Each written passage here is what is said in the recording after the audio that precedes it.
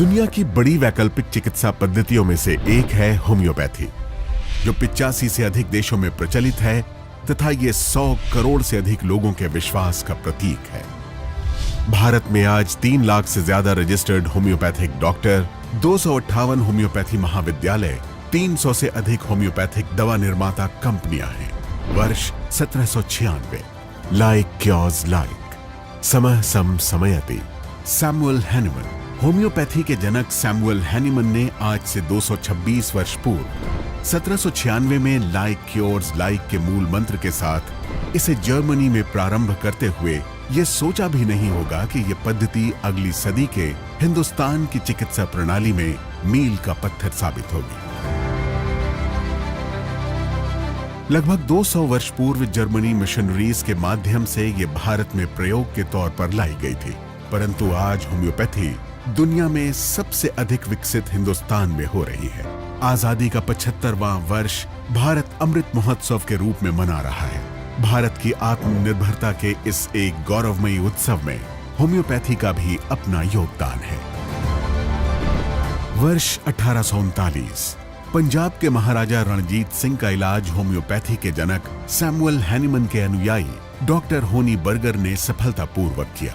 इसके बाद पूरे देश में इसकी ख्याति बढ़ने लगी।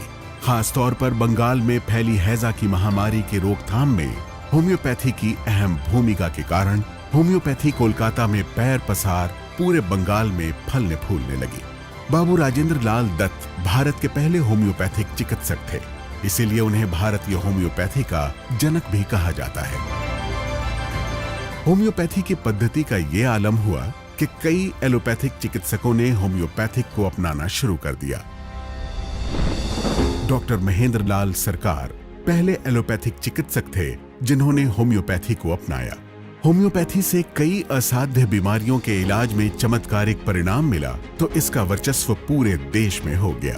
इसी दौरान होम्योपैथी पद्धति के बारे में ज्ञान वृद्धि के लिए वर्ष 1881 में कोलकाता होम्योपैथी मेडिकल कॉलेज की स्थापना भी की गई। हिंदुस्तान में होम्योपैथी का सफरनामा। वर्ष 1948। संसद में होम्योपैथी चिकित्सा को मान्यता देने का प्रस्ताव पेश किया गया। वर्ष 1950। Doctor KG. सक्सेना को प्रथम राष्ट्रपति डॉक्टर राजेंद्र प्रसाद का निजी चिकित्सक नियुक्त किया गया।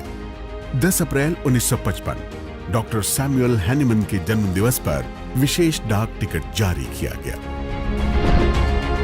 होम्योपैथिक वैधानिक एवं स्वायत्त निकायों की स्थापना का दशक। 1970 के दशक में राष्ट्रीय होम्योपैथी संस्थान की स्थापना के उपरांत होम्योपैथी का विस्तार बहुत तेजी से हुआ। खासतौर से 1973-74 के दौर में जब संसद में होम्योपैथी चिकित्सा पद्धति को मान्यता देने के लिए केंद्रीय परिषद बनाने के लिए बिल पास हुआ। CCH यानी सेंट्रल काउंसिल ऑफ होम्योपैथी की स्थापना अगस्त 1974 में की गई। वर्ष 1975 कोलकाता में नेशनल इंस्टीट्यूट ऑफ होम्योपैथी एवं गाजियाबाद में होम्योपैथी फार्माकोपिया लेबोरेटरी की स्थापना की गई। सरकार द्वारा 1969 में CCRIMH केंद्रीय भारतीय चिकित्सा एवं होम्योपैथी अनुसंधान परिषद की स्थापना की गई। वर्ष 1978 में सभी वैकल्पिक पद्धतियों के विकास के लिए अलग अलग अनुसंधान परिषदों का गठन किया गया। इसी समय होम्योपैथी के अनुसंधान विस्तार के लिए केंद्रीय होम्योपैथी अनुसंधान परिषद का गठन होम्योपैथी के क्षेत्र में औषधि मानकीकरण, औषधि प्रमाणीकरण, नैदानिक अनुसंधान, मौलिक अनुसंधान, नैदानिक सत्यापन, औषधीय पादप सर्वेक्षण, संग्रहण और उपज, जन स्वास्थ्य कार्यक्रम एवं संक्रमण अनुसंधान के उद्देश्य से किया गया। और आज ये अनुसंधान 24 संस्थानों के साथ विस्तार की ओर अग्रसर है, जिसमें से डॉक्टर DP रस्तोगी केंद्रीय अनुसंधान संस्थान नोएडा प्रसिद्ध है होम्योपैथी दवाएं विकसित करने के लिए।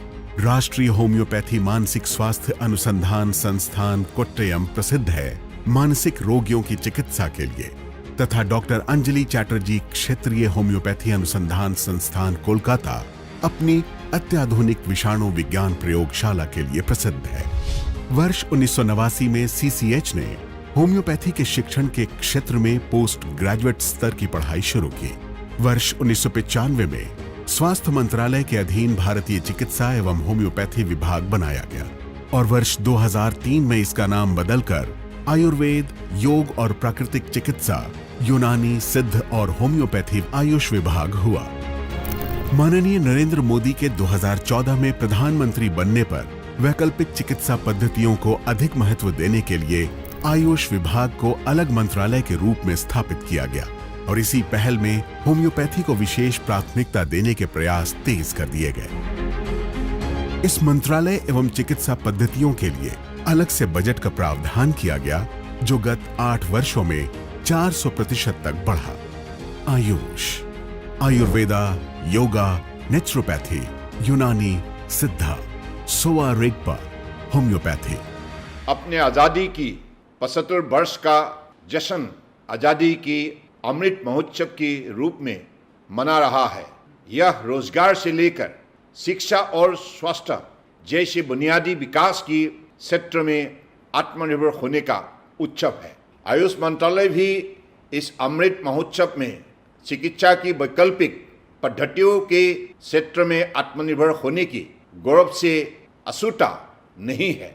मंत्रालय सभी वैकल्पिक पद्धतियों अर्थात आयुर्वेद, यूनानी, योग, प्राकृतिक चिकित्सा, सिद्धा, शिवारिकपा एवं होम्योपैथी के विकास में कार्यरत है।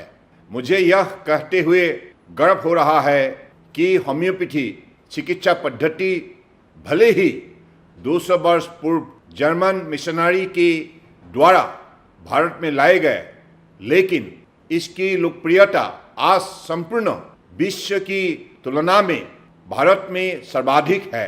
इस पद्धति में जन जन का विश्वास भारत की कोने कोने में उपलब्ध चिकित्सा केंद्र के तथ्य और उसमें आने वाले रोगियों की संख्या से ही साबित होता है।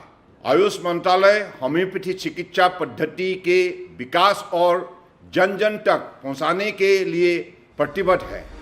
वर्ष 2021 में एक ऐतिहासिक पहल हुई। होम्योपैथी के लिए अलग से राष्ट्रीय होम्योपैथी आयोग का गठन। राष्ट्रीय होम्योपैथी आयोग देश भर में 258 कॉलेज की सहायता से होम्योपैथी की शिक्षा और प्रशिक्षण कराकर होम्योपैथी के चिकित्सक तैयार कर रहा है।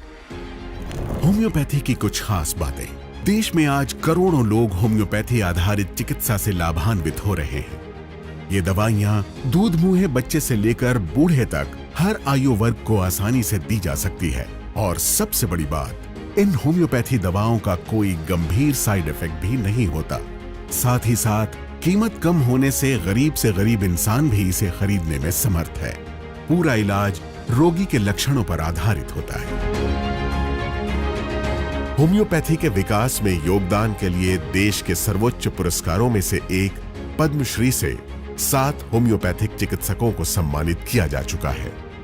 होम्योपैथी में बेहतर दवाओं की उपलब्धता के लिए सतत अनुसंधान किए जा रहे हैं तथा दवाओं में प्रयुक्त किए जाने वाली औषधि कृषि को भी प्रोत्साहित किया जा रहा है ताकि देश में निर्मित दवाइयां वैश्विक फार्माकोपियोल मानक के अनुरूप हों। सबको नमस्कार। भारत चिकित्सकीय रूप से विविधतापूर्ण देश है। राष्ट्रीय स्वास्थ्य नीति 2017 आधुनिक चिकित्सा और आयुष प्रणालियों दोनों के एकीकरण को बढ़ावा देती है। सरकार आयुष प्रणाली के बुनियादी ढांचे, शिक्षा तथा स्वास्थ्य देखभाल सेवाओं को जमीनी स्तर पर बढ़ावा देती है। इसे विश्व स्तर पर स्वीकार्य बनाने और भारत को कल्याण पर्यटन के लिए एक मंतव्य के रूप में स्थापित करने पर भी जोर देती है। मंत्रालय अपनी विभिन्न केंद्र प्रायोजित योजनाओं के माध्यम से भारत में होम्योपैथी को लोगों की पसंद का केंद्र बनाने तथा इसके विस्तार का समर्थन करता है। केंद्रीय होम्योपैथिक अनुसंधान परिषद होम्योपैथी में एक शीर्ष निकाय वैज्ञानिक अनुसंधान के विभिन्न पहलुओं में अनुसंधान के लिए जिम्मेदार है। राष्ट्रीय होम्योपैथी आयोग होम्योपैथी की शिक्षा और प्रशिक्षण को बढ़ावा देने के लिए गठित हुआ है। और भारतीय चिकित्सा एवं होम्योपैथी भेषज संहिता आयोग दवाओं की गुणवत्ता मानकों की स्थापना के लिए जिम्मेदार है। आइए आजादी के अमृत महोत्सव में होम्योपैथी के उपयोग को बढ़ावा देकर विश्व को उत्तम स्वास्थ्य की सौगात दें।